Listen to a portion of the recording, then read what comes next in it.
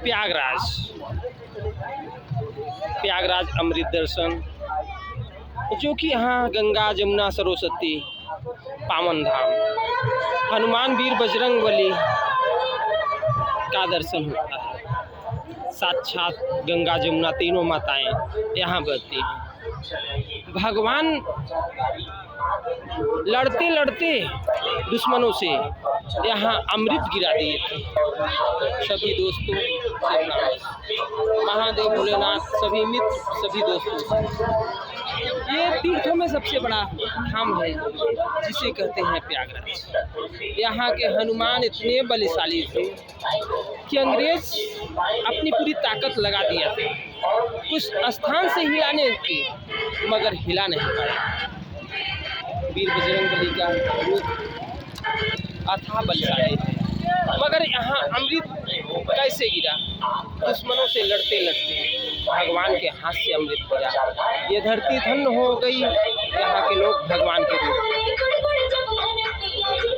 यही होता है जहाँ भगवान का कदम पड़ता है, भगवान के हाथ से अमृत गिरता है, वो धाम स्वर्ग हो जाता है। आप कृष्णा रूप देखिए, इस जन्म में 5000 घोर कल युग में भगवान कृष्ण के रूप में जन्म ले चुके हैं इसी धरती पे। सबको भला भगवान ही लड़ते लड़ते अमृत गिर गया है, स्वर्ग हो गया। यहाँ के लोग भगवान के रूप माने जाते हैं। पूजा में बहुत बड़ी शक्ति होती है, धर्म में बहुत बड़ी शक्ति होती है।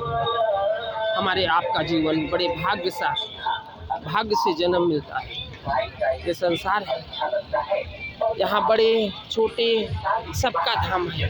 बड़े बड़े भाई सब मिलने आते हैं, दर्शन करने, अमृत जल भरने आते हैं और भगवान भोलेनाथ शिव की, प्रभु राम और कृष्ण पूजा करते हैं।